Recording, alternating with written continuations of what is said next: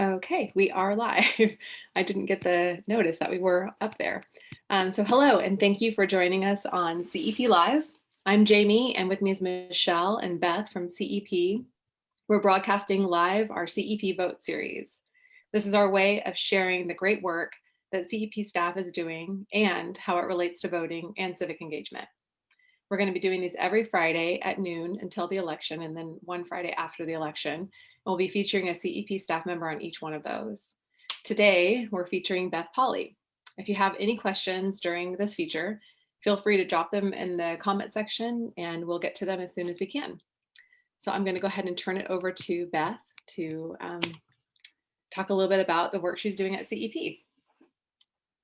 Hi, everybody. My name is Beth Pauley. I am a program coordinator for Climate and Energy Project. I manage our Clean Energy Business Council, which is a program of Climate and Energy Project. It is a member-driven coalition that works on clean energy issues across Kansas. Particularly with energy efficiency, solar, distributed generation and residential solar, as well as clean transportation and wind energy. So lately my work has also been combining the energy efficiency advocacy that Climate Energy Project and Clean Energy Business Council has been working on for the last several years and connecting that with the energy issues that are being elevated right now because of the pandemic. So I'm here today to talk specifically about energy efficiency, or rather energy inefficiencies, and how that relates to utility shutoffs. Okay, and Beth, would you tell us one thing that you really love about voting, since this is CEP Votes and we're wanting to feature the importance of voting. So can you share with us one thing that you really love about it? Yeah, absolutely. I just love that voting gives you the ability to take action on an issue or issues that you care about. And I also really love the just the energy and the excitement and the satisfaction that voting brings. I think every single time that I've voted, I take my sweet time with my ballot and I just look at it and with a lot of appreciation. And then just go home and wait for the suspense if I'm voting the day of. But if I'm voting early, then you wait for the suspense for a couple of weeks or months. Yeah, great. So you were mentioning at the start of the pandemic, there were protections in place to prevent the utility shutoffs. Could you say a little bit more about what the utility shutoffs are and a little bit more about those protections? Yeah, I did want to kind of back up a little bit and talk about how the pandemic has kind of changed the way that we think about energy, or rather how it has really elevated certain ways that we think about energy. And so a lot of you probably have the same experience. A lot of everyone changed the way that they work because of the pandemic, and that includes operationally. So some of us may have been used to attending meetings in person, and we had to adjust to meeting virtually. But it also changes the perspective that our work brings us, and that's where utility shutoffs come into play with this pandemic. So at the beginning of the pandemic, Climate and Energy Project partnered with Kansas Appleseed to raise awareness around the patchwork of protections on utility shutoffs. And so when these protections expired, Climate and Energy Project continued to advocate for renewed protections at the local, state, and federal levels. So what these protections were, they were called moratoriums on utility shutoffs. And in many places, they were accompanied with several other types of relief, such as unemployment benefits and eviction moratoriums. And with the exception of CDC's current eviction moratorium, most of these protections have expired locally. Okay, yeah, thank you. So who would you say is responsible for putting protections like this in place? At the beginning of the pandemic, Evergy was the first company that took action on on a moratorium on utility shutoffs. So they were the first utility company that we saw locally place a moratorium on shutoffs. And then the Kansas City Corporation Commission followed and expanded that moratorium, or issued a moratorium for all of the utility companies that they regulate, which are all investor-owned utilities. And then Governor Kelly signed an executive order that issued a moratorium on utility shutoffs for all non-KCC regulated utilities, such as municipalities and cooperatives. Okay.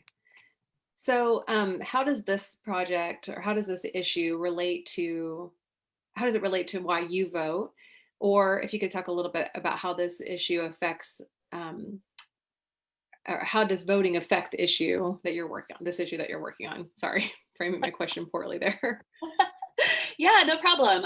Utility shutoffs are a symptom of larger energy issues. And so, as I hinted at earlier, Kansas utility rates have substantially increased over the last several years. And Kansas, because of that, Kansas actually regularly ranks in the top of the country for high utility rates. And on the other hand, Kansas ranks in the bottom of the country for energy efficiency programs and policies that would, that would mitigate this issue. Utility shutoffs are an elevated issue right now, but shutoffs were happening before the pandemic, and they won't stop after the pandemic. So there's really kind of a two-pronged short-term and long-term solutions with utility shutoffs. Having robust energy efficiency programs in place is one of the key solutions to lessening the energy burden, lowering utility debt, as well as reducing shutoffs. Our lawmakers are affected by high electricity rates also. That's the powerful thing about energy issues, is that everybody is impacted by energy access.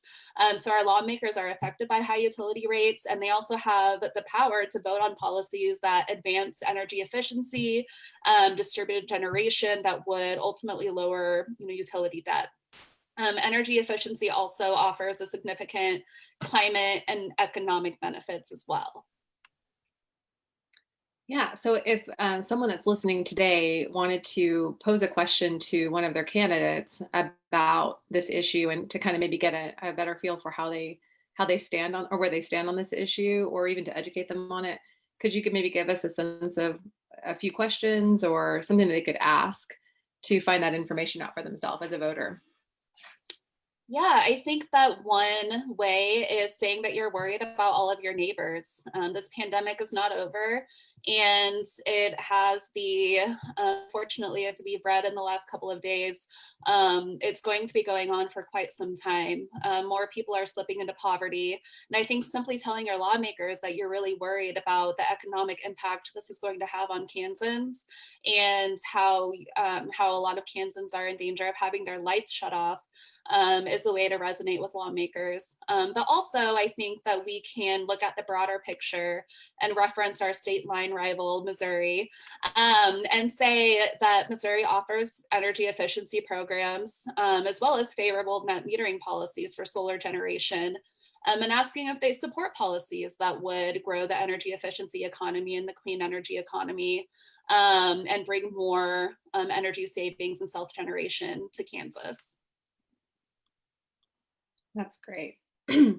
And CEP is also working on, just for all those that are listening out there, CEP is working on a list of questions that you can pose to candidates.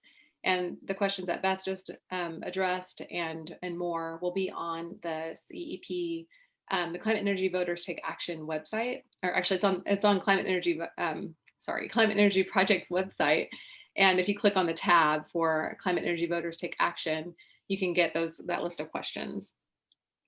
So I'm going to check here to see if we have any questions from anyone that's listening, and just remind everyone that if you have a question during this presentation, feel free to drop it in the comment box here on Facebook. And if you do so after this presentation is over, that will come back and respond to your questions at a later date. I do see one on here right now that asks, it's from Dorothy: with many schools going virtual, how do utility shutoffs impact learning? It's a great question. And the answer is that you can't attend virtual learning without electricity. And so again, this is something that I think also needs to be elevated to lawmakers, that, while we are experiencing life in a different way that includes virtual learning. And if a family gets their lights shut off, then their child doesn't have access to education. That also extends to folks who are looking for jobs as well. So utility shutoffs really do have the potential to exacerbate inequities in pretty profound ways. So it's a really serious issue, and it's something that is really important that we continue, elevating.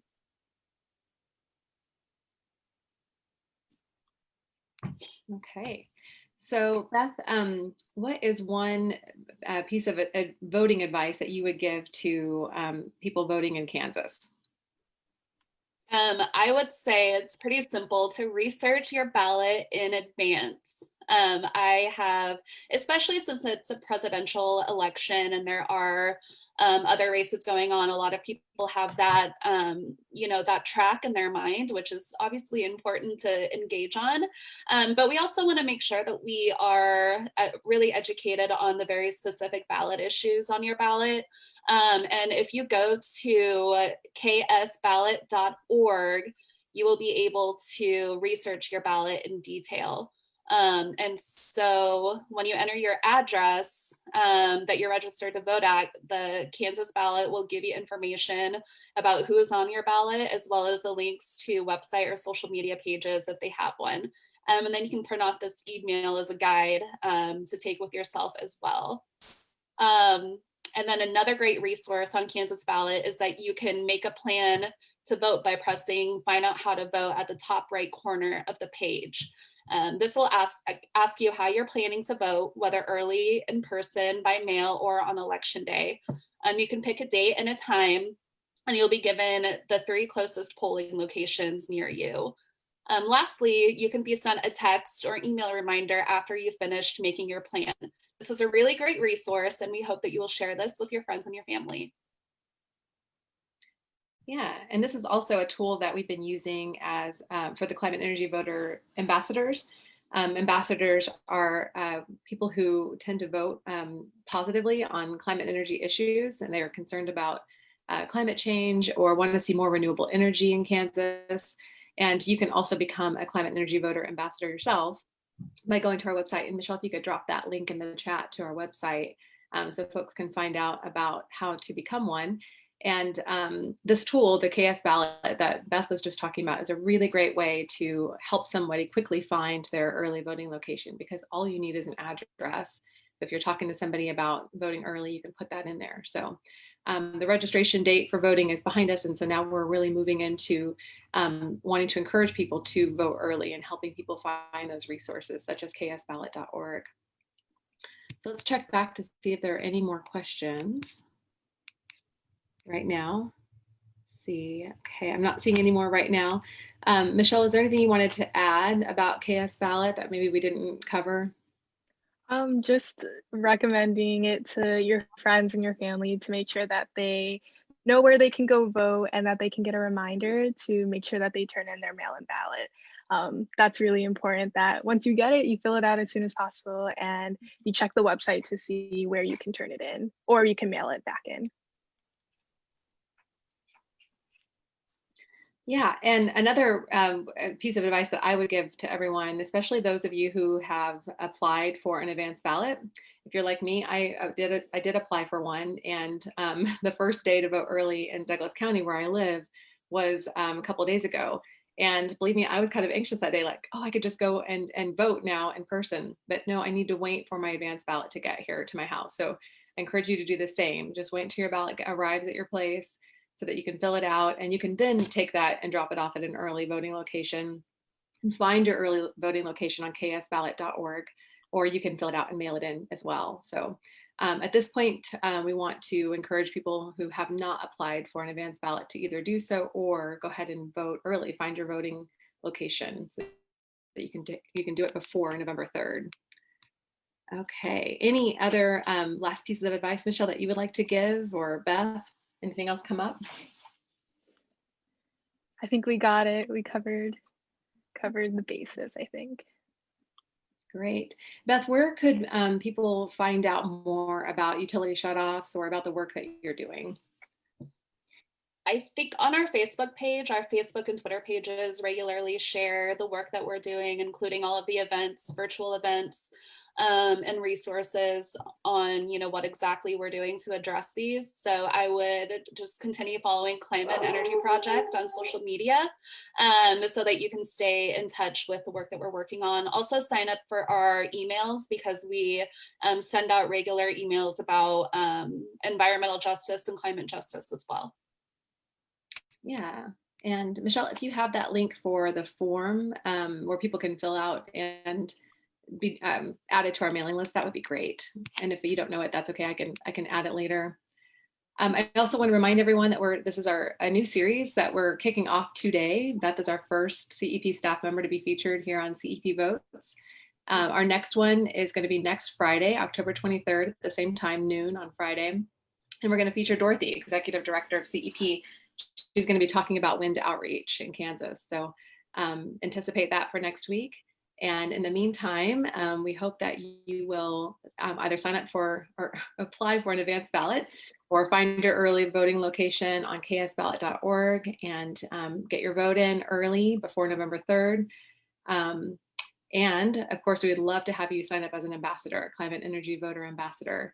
So we hope that you will take some action. Thank you so much for joining us. And thank you for helping us transition to a clean energy future.